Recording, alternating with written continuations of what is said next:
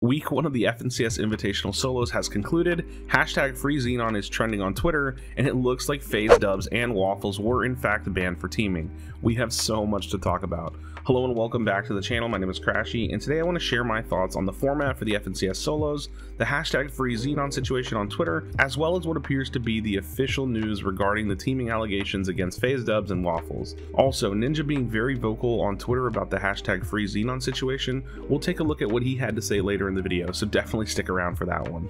So week 1 of the FNCS just wrapped up this past weekend, and firstly let me say how much I just enjoyed sitting around and watching the official broadcast featuring so many talented casters. That will always be my #1 main thing that I love about competitive Fortnite, the broadcasts.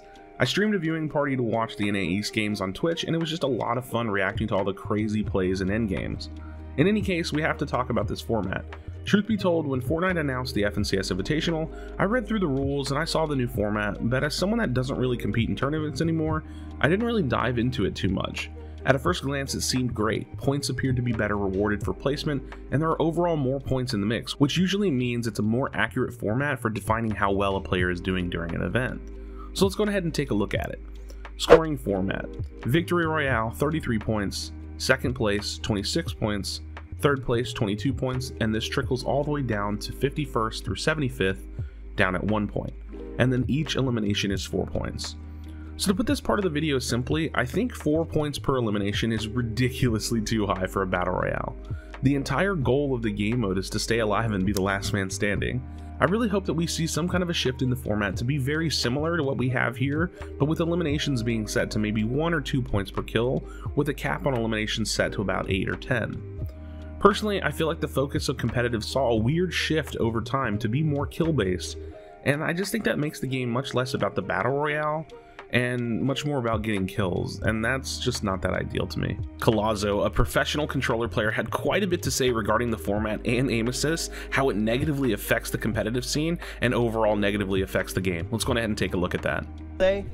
There should be like 2 players that don't play scrims all day that should have a way to qual, or like a few. But the people who are qualling that aren't playing scrims are not, like, they're not playing the game well. They're not winning the games the way that, like, you were taught to win over these last 2 years. Like, they're just killing everyone they see and getting 4 points per kill.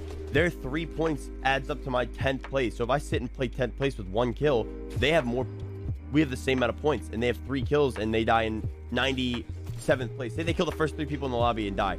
They have more points than me staying for 20 minutes and getting a 10th place with 1 kill. They have the same amount of points. This format is horrid. Like, Google Legit never stops crying. Shut up, dude. What are you saying? Never stops crying. This format's fucking dog shit. Can you blame him? I just watched a controller player W key and get 30 fucking kills with the drum gun with a weapon that takes no skill. How is that? I know I'm a minute delayed, so you guys are gonna hear this late. But what are you saying? He never stops crying. I am mad. I don't even care that I didn't qual, bro. F it. Like, it is a format that is so bad it does not show how the way the game is played. Booga's allowed to fucking complain about that. I am complaining about that, and I play on controller. I could do the same thing potentially, and that is horrible. That is horrible. You have to be an idiot to say Booga is just nonstop crying about that. That was one of the worst things I've ever watched in my entire life. I don't want to play this game. That is not fun. I scrim every fucking day, all day in the top scrims in the world just so I can get outplaced, outscored by a kid that has 2 kills when I get a 15th place. He has more points than me if I get 15th and he dies in 90th with 2 kills. This format is... Booga's not complaining for no reason. Controller is broken. Like, broken. There are kids with less than... Someone told me earlier today that the top 10 had $800 earned total, all from Winter Royale. All from Winter Royale. You have to be a fucking idiot to say all he does is cry after watching what we just watched. That was disgusting. That makes people want to not play this game. I grind scrims 24/7, 365. I win scrims in the most stacked lobbies, and I don't qual because some fucking idiot started 2 hours late with a drum gun and dropped a 30 bomb. A 30 bomb. I'm playing fucking endgame. I'm getting top 10, and I'm getting 20 points, and kids are ending their game with 6 kills in 50th place, and they're playing for 10 minutes less than me, and they're doubling my points. There's no blame Epic. Yeah, bro, Epic mythic weapons aren't the fucking full-on problem. The controller aim assist is the problem. You don't see keyboarders jumping in boxes like controller players are because it's not as OP. It's a risk to drop in a box on keyboard. It is not a risk to jump in a box on controller. I never thought I'd complain about controller like this, but after watching that, I was already thinking it. I've been complaining recently, but like, and yeah, I play on it and can do it, but there's also 90% of the community can play on it and does it. Like, it is not a fit. Like, just because I have it doesn't mean people can't do it to me and insta-kill me. 16 out of top 18 are controller and have less. Unknown on Legacy was cheating just as bad as we are. He killed people before he even had to jump in their box.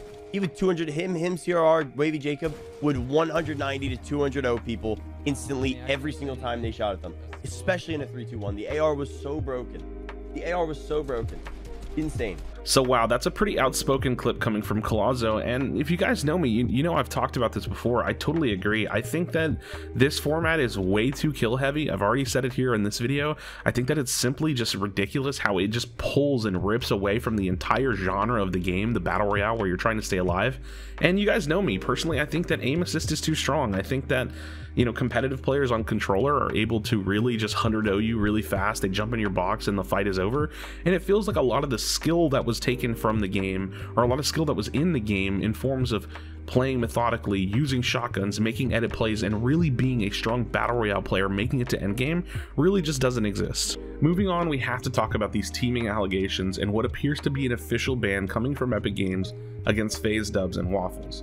I'm sure by now you know the story, but it's fairly simple. Dubs and Waffles previously played a duo cup together. They were both landing at the rig, and during a solo cash cup, the same thing happens. They land at the rig, and some of the video evidence of them like being passive or not fighting or working together, it doesn't look the best. While for me it's hard to say if they were teaming for sure, it definitely looks like they have some form of an agreement or just like a passive respect for one another.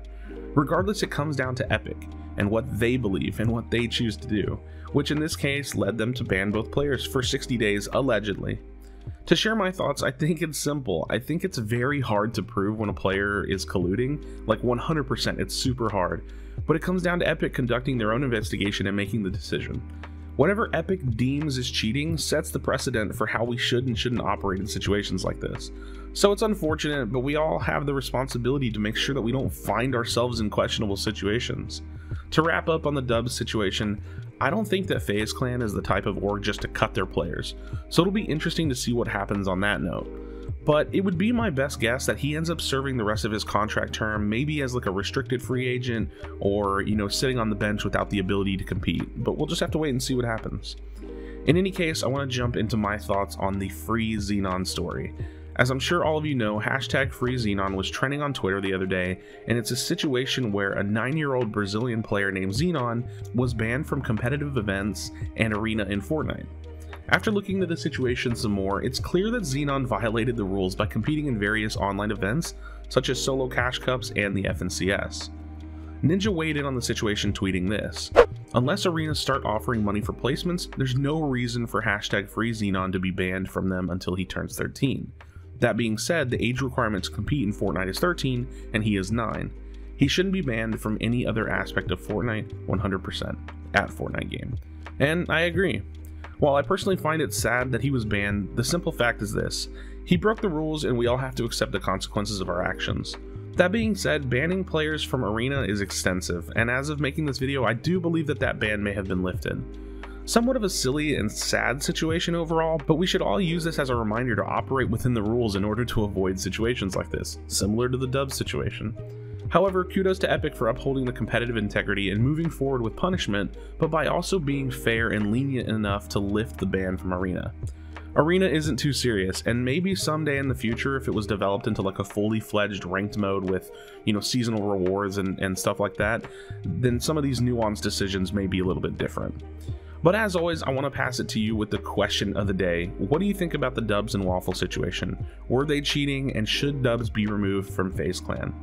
We continue to grow on all social medias. I currently have a record high sub count on Twitch where I stream live, and I am very appreciative of all the love and support.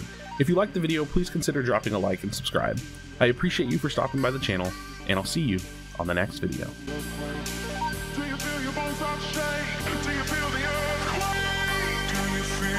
Fire inside of me. the beat take you over, you just